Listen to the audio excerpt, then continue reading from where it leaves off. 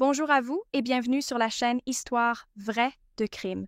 Je suis très heureuse de vous retrouver aujourd'hui pour un récit qui, je l'espère, vous tiendra en haleine du début à la fin.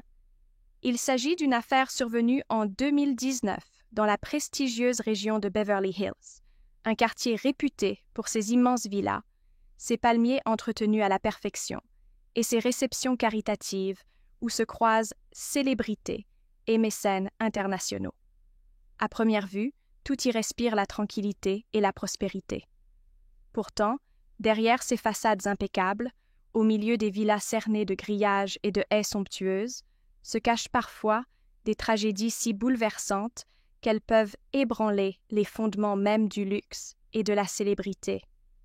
Cette affaire particulière concerne la famille Sheridan, un couple immensément riche, très impliqué dans divers projets philanthropiques. Les deux époux, Philip et Anne, étaient reconnus pour leurs gestes de charité et leurs investissements astucieux. Ils possédaient plusieurs propriétés dans la région, dont une somptueuse demeure où ils vivaient avec leur fils, Marcus, un jeune homme de 25 ans. Dans le voisinage, les Sheridan étaient perçus comme un exemple de réussite et d'élégance. Philip, un entrepreneur prospère d'une cinquantaine d'années, avait fait fortune en pariant sur des start-up du secteur des technologies. Grand amateur de costumes raffinés, il entretenait son image avec le plus grand soin. Anne, quant à elle, était une femme d'affaires active dans l'industrie cosmétique. Elle avait cofondé une marque de beauté qui commençait à jouir d'une certaine renommée auprès d'une clientèle aisée et se montrait particulièrement attachée à son rôle d'ambassadrice d'œuvres de bienfaisance.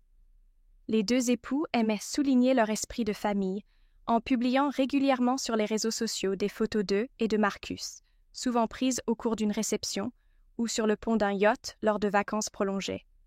Les plus proches, ou du moins ceux qui avaient la chance de fréquenter l'intérieur de la villa Sheridan, décrivaient ce lieu comme un écrin de luxe.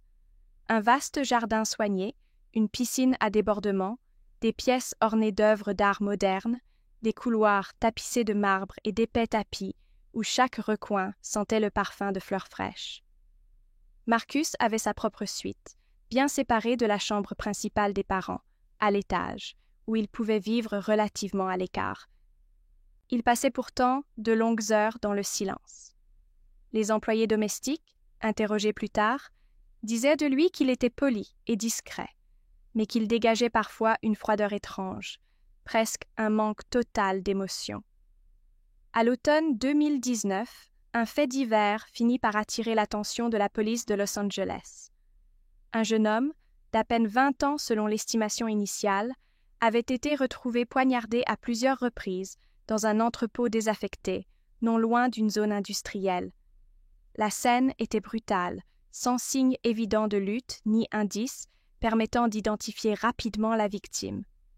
Sans documents ni téléphone sur le corps, l'identification de ce garçon s'annonçait difficile. Le milieu environnant n'avait rien à voir avec le raffinement de Beverly Hills, et la presse locale n'en fit d'abord qu'une brève mention, car d'autres crimes similaires sur la périphérie de la ville n'étaient pas rares. Dans la majorité des enquêtes de ce type, la police commence par interroger les rares témoins, examiner les caméras de surveillance alentour et éplucher la liste des disparitions signalées. Cette fois-ci, les investigations évoluèrent lentement. Pendant que le grand public se désintéressait de cette affaire, un détail singulier émergea pourtant. La victime semblait porter des vêtements de qualité, coûteux, inhabituellement luxueux pour quelqu'un qui aurait pu fréquenter un simple entrepôt isolé. Certaines pièces de tissu provenaient de marques rares, difficiles à acquérir, même dans les boutiques les plus chics de la ville. L'analyse des fibres suggéra qu'il ne s'agissait pas d'un individu issu d'un milieu défavorisé. L'un des principaux enquêteurs, un détective réputé pour sa ténacité, s'obstina alors à chercher un lien entre la victime et un éventuel entourage aisé. À la même période, Marcus Sheridan, confortablement installé dans la vaste salle de séjour du domaine familial, s'intéressa de manière très distante à ce fait divers, en tombant dessus par hasard à la télévision.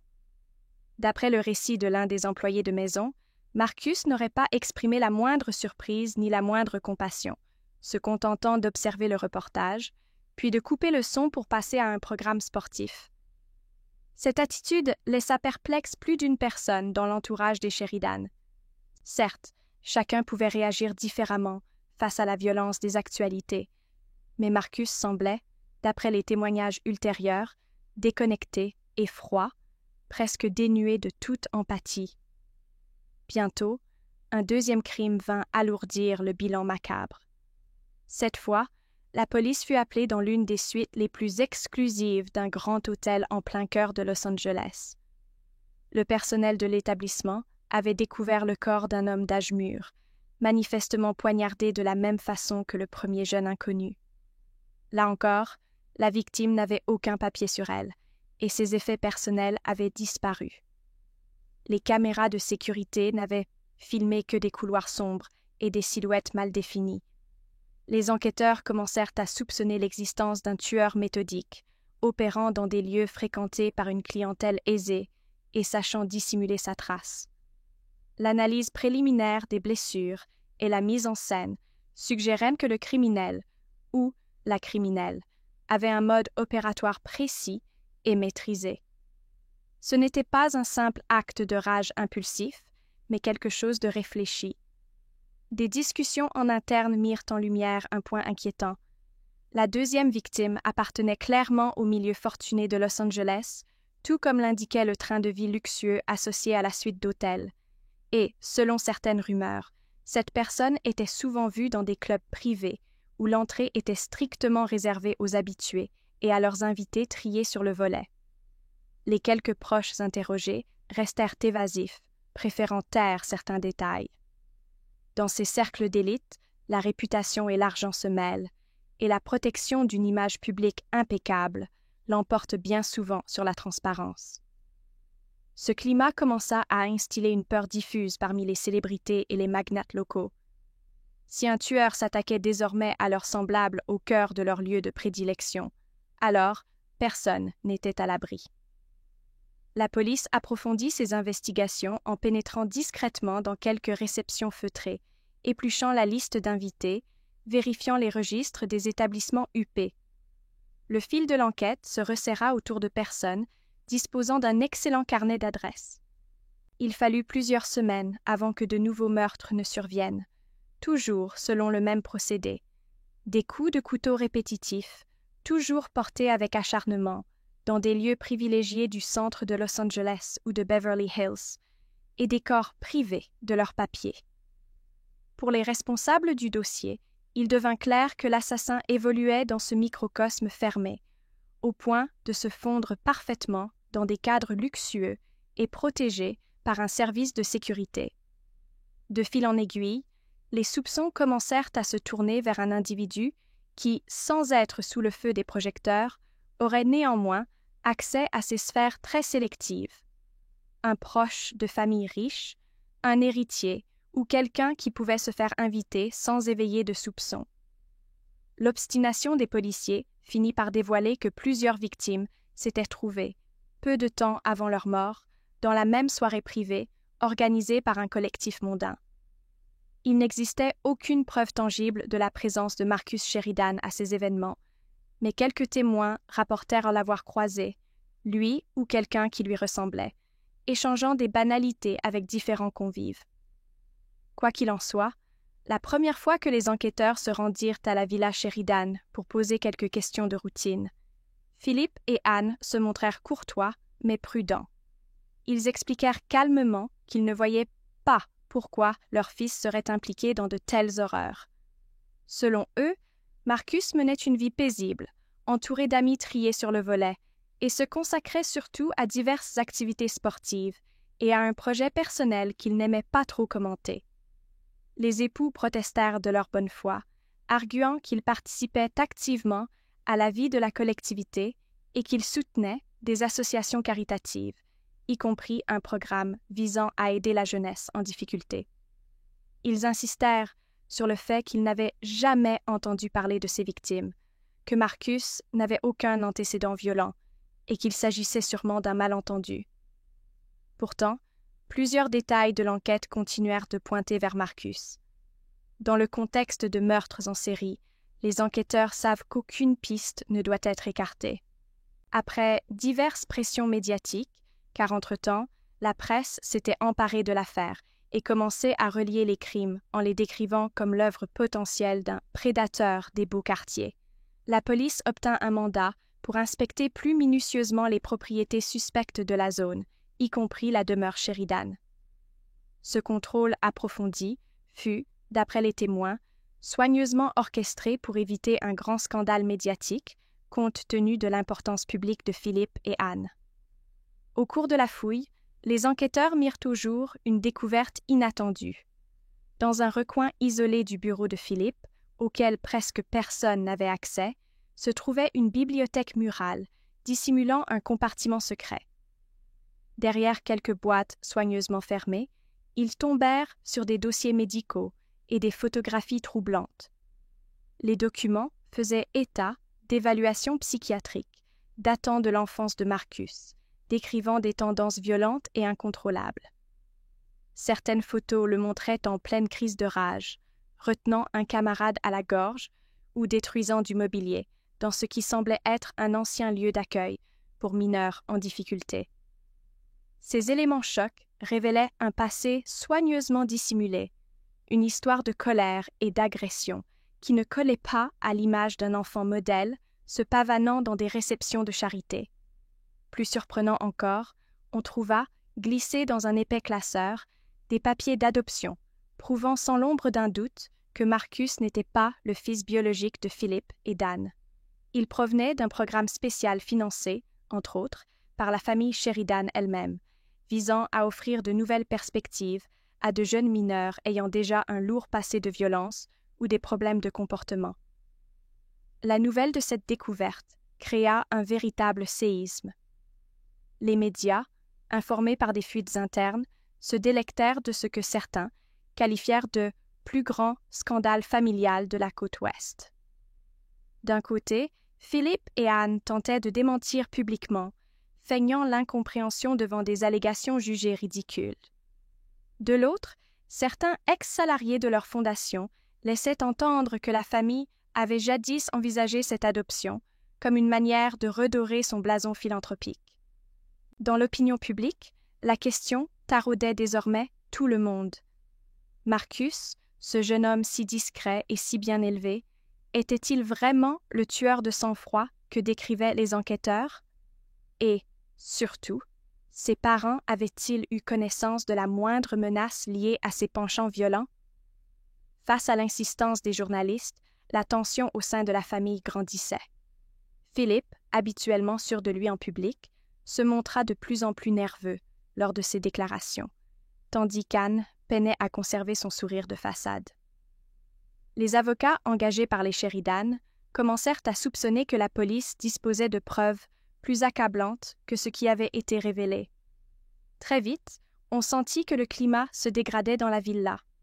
Des disputes éclataient, souvent à propos de ce fameux dossier psychiatrique dissimulé, dont Anne prétendait ignorer l'existence exacte, tandis que Philippe affirmait avoir voulu simplement protéger la vie privée de son fils. Les crises de colère de Marcus, jadis tues ou minimisées, s'invitaient désormais au centre de la scène. La presse fit sa part de ravages. Les images de la somptueuse demeure, juxtaposées aux photographies de scènes de crimes sanglantes, se répandirent comme une traînée de poudre sur les chaînes d'information et les sites Internet spécialisés en sensationnalisme. Les associations de victimes commencèrent à protester contre l'idée que l'argent et l'influence puissent servir à couvrir de possibles actes criminels. Peu à peu, les rumeurs les plus folles circulèrent, alimentées par la découverte d'autres détails. On prétendit que Marcus avait déjà été inscrit, plus jeune, dans un établissement très strict aux méthodes controversées, payé grassement par ses parents pour éviter que ces troubles ne viennent ternir la réputation familiale. Au fil des semaines, la police accumulait des indices. Plusieurs reçus de parking, des relevés de badges d'accès à des clubs privés et quelques témoignages incertains tissaient un canevas reliant Marcus à plusieurs scènes de crime. Certains éléments se contredisaient, mais l'hypothèse d'un meurtrier unique, accédant à ces lieux de luxe grâce à son statut, était de plus en plus étayée. En parallèle, des lacunes se révélaient dans l'emploi du temps de Marcus, des plages horaires durant lesquelles il se disait parti faire du sport ou rendre visite à un ami, mais sans preuve concrète pour le confirmer. Les médias, eux, se réjouissaient. Le récit du possible tueur aux yeux gris, issu d'une famille richissime, vendait du papier à l'appel. Des chaînes d'information titrèrent « Le fils prodigue sème la mort à Beverly Hills ». Les Sheridan, submergés par la pression, passèrent à la contre-attaque. Ils contactèrent des journalistes complices, exhibèrent des vidéos de Marcus adolescent, souriant et serviable, contestant ainsi la thèse du tueur en série. Pourtant, d'autres preuves déterrées par la police, notamment les expertises médico-légales sur la façon très précise dont les victimes avaient été poignardées, renforcèrent l'idée qu'on avait affaire à un meurtrier méthodique. Par moments, on aurait presque dit que Marcus cherchait dans ses actes une forme de libération de sa rage, soigneusement canalisée pour ne laisser aucun indice personnel derrière lui. Il se murmura, au sein de la demeure, que Marcus lui-même traversait des phases de plus en plus sombres, parfois en proie à des obsessions morbides. Un domestique affirma que le jeune homme passait des nuits entières à errer dans la maison, allant jusqu'au garage, inspectant la voiture familiale, comme s'il prévoyait quelque chose d'important. Dans les couloirs, l'ambiance était électrique. Les disputes entre Philippe et Anne éclataient à propos de la dissimulation de preuves, de la honte grandissante qui risquait de détruire la réputation de leur marque familiale et de mettre fin à leur train de vie. Les remords ou la culpabilité semblaient absents de la discussion. Il s'agissait avant tout de sauver la face. Plus les preuves s'accumulaient, plus la police pressait la famille de remettre Marcus entre leurs mains, au moins pour un interrogatoire. Officiellement, il n'était encore que principal suspect. On rapporte que, dans un accès de panique, Marcus aurait un soir brutalement explosé, hurlant contre ses parents, se disant trahi, jurant qu'il n'était pas celui qu'il croyait. Selon une employée, c'est à ce moment-là que la violence de Marcus aurait failli se retourner contre sa propre mère s'il n'avait été retenu par un proche. Cette dernière information, impossible à vérifier dans l'immédiat, laissa planer la crainte qu'il puisse s'attaquer à n'importe qui. Finalement, l'étau se resserra. La police obtint suffisamment de pièces pour lancer un mandat d'arrêt. Mais lorsqu'ils se présentèrent à nouveau à la villa Sheridan, Marcus avait déjà disparu. Les avocats de la famille feignirent l'ignorance, affirmant qu'ils n'avaient aucune idée de l'endroit où il se trouvait, mais des sources internes indiquèrent que Philippe et Anne auraient tenté de l'aider à quitter le pays par un aéroport privé situé à quelques kilomètres, dans une zone discrète de la région. C'est précisément dans cet aéroport privé que la cavale de Marcus prit fin. Alors qu'il espérait peut-être s'envoler pour le Mexique ou un autre endroit où se faire oublier, une équipe d'intervention de la police l'intercepta avant qu'il ne puisse monter à bord d'un jet. Les témoignages de cette arrestation racontent que Marcus, dans un dernier accès de rage, aurait brandi une arme blanche, menaçant les officiers, avant d'être maîtrisé sous la force conjuguée de plusieurs agents entraînés. Son visage, déjà dur et fermé, se figea dans une expression d'impuissance, comme s'il réalisait que tout venait de se terminer pour lui. La suite se déroula principalement au poste de police puis dans les tribunaux. Au départ, Marcus refusa de parler, se contentant de fixer le vide d'un air absent. Toutefois, l'évidence des indices et la détermination du principal enquêteur, qui le questionna jour après jour, finirent par faire éclater la vérité. Un jour, Marcus confessa ses crimes, presque sans émotion, détaillant le déroulement morbide de chaque meurtre. Il raconta comment il sélectionnait des cibles aisées dans des réceptions privées ou des hôtels de luxe, comment il s'assurait que personne ne le soupçonnerait en se fondant dans la foule, et comment il veillait à effacer toute trace susceptible de mener à lui.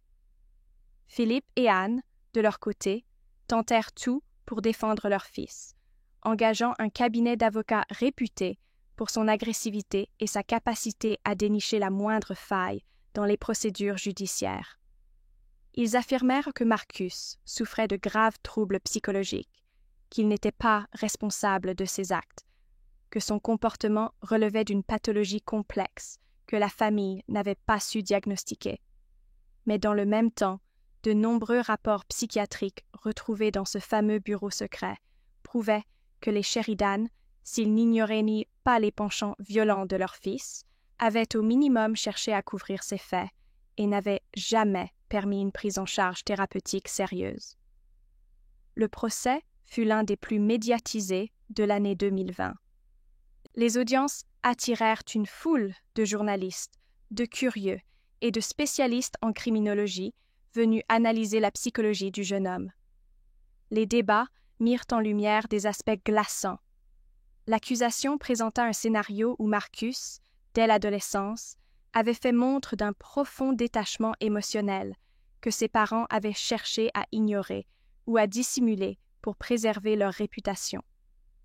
Plusieurs psychiatres mandatés par le tribunal insistèrent sur le fait que l'adoption d'un enfant venu d'un programme pour jeunes en conflit avec la loi n'était pas le problème en soi. Le véritable souci résidait dans le secret qui s'était formé autour de cette histoire et dans le fait que, lorsqu'un incident violent survenait, les Sheridan auraient systématiquement utilisé leur argent et leur influence pour l'étouffer, au lieu de tenter d'aider Marcus à gérer ses troubles. En fin de compte, le juge, malgré la plaidoirie brillante des avocats de la défense, fut intraitable. Les preuves matérielles étaient accablantes, et la froideur de Marcus lors de la reconstitution détaillée de ses crimes résonna comme un aveu à l'intention de tous.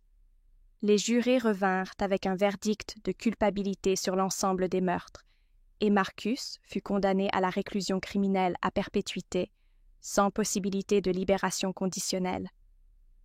De la vie générale, jamais plus il ne serait libre de perpétrer ses actes. Pour la famille Sheridan, ce fut l'écroulement de tout un empire d'apparence. Leur réputation de philanthrope, jusqu'alors jalousement entretenue, se trouva à jamais brisée. Les entreprises de Philippe perdirent en crédibilité et les investisseurs se montrèrent méfiants. La marque cosmétique d'Anne subit un boycott indirect, soutenu par une part du public, qui condamnait l'omerta dont avait fait preuve le couple. Dans les médias, les débats continuèrent longtemps pour déterminer la part de responsabilité des parents dans la formation de ce monstre, comme l'appelait la une de certains journaux. Beaucoup estimèrent qu'ils avaient commis une faute morale en refusant de confronter la vérité au sujet de leur fils. Une fois Marcus sous les verrous, un nouveau chapitre s'ouvrit, plus discret. Philippe et Anne vendirent la célèbre villa de Beverly Hills pour quitter la région. Certains informateurs affirmèrent qu'ils avaient quitté le pays, cherchant l'anonymat dans un endroit où personne ne reconnaîtrait leur nom. D'autres sources disaient qu'ils apparaissaient encore parfois sur des photos prises, lors de réceptions privées, mais que leur sourire semblait désormais forcé et que leur réputation était irrémédiablement entachée. Marcus, lui, fut transféré dans une prison de haute sécurité où il vit depuis dans un isolement relatif, considéré comme dangereux pour les autres détenus du fait de sa violence potentielle. De nombreuses associations remirent en question la légèreté avec laquelle on adopte parfois un enfant en difficulté, comme si c'était un acte caritatif facile, sans prendre en compte la nécessité d'un suivi psychologique et affectif rigoureux. Du côté des habitants de Beverly Hills, ce sinistre épisode ne s'effacera jamais complètement. La peur de voir surgir la violence au cœur des quartiers chics fit voler en éclats l'idée d'un univers étincelant, exempt de tragédie. Plusieurs mesures de sécurité renforcées furent instaurées, les cercles privés réévaluèrent leurs procédures d'admission, et le nom de Marcus Sheridan devint un rappel constant que le danger peut parfois se dissimuler sous le vernis le plus luxueux. Les médias évoquèrent l'affaire pendant de longs mois, puis se tournèrent vers d'autres scandales, comme ils le font toujours. Mais pour ceux qui avaient connu ces victimes, pour les familles endeuillées et pour toutes les personnes qui s'étaient investies dans ce dossier, le souvenir resta vivace. Pour ma part, je retiens de cette histoire la leçon que la violence ne connaît pas de frontières sociales, et que l'argent, s'il peut servir à masquer la réalité un temps, ne saurait jamais effacer les responsabilités. J'ai longtemps cru que les grandes fortunes étaient synonymes de privilèges et de sécurité, mais ce cas prouve qu'il peut y avoir un prix à payer pour protéger à tout prix l'image de sa famille, au mépris de la santé mentale des personnes qu'on prétend aimer. J'espère sincèrement que ce récit vous aura permis de réfléchir aux multiples facettes que peut revêtir la vérité, notamment dans un univers où le paraître compte plus que l'être. Merci d'avoir suivi cette histoire jusqu'au bout. Je suis ravie que vous vous soyez intéressé à ce sujet, car plus on discute ouvertement de ces drames, plus on contribue à une prise de conscience collective. Si vous souhaitez en découvrir davantage, je vous invite à regarder d'autres récits disponibles sur la chaîne. Vous y trouverez des enquêtes fascinantes, des dossiers peu connus et des analyses sur la façon dont la justice aborde les crimes les plus complexes.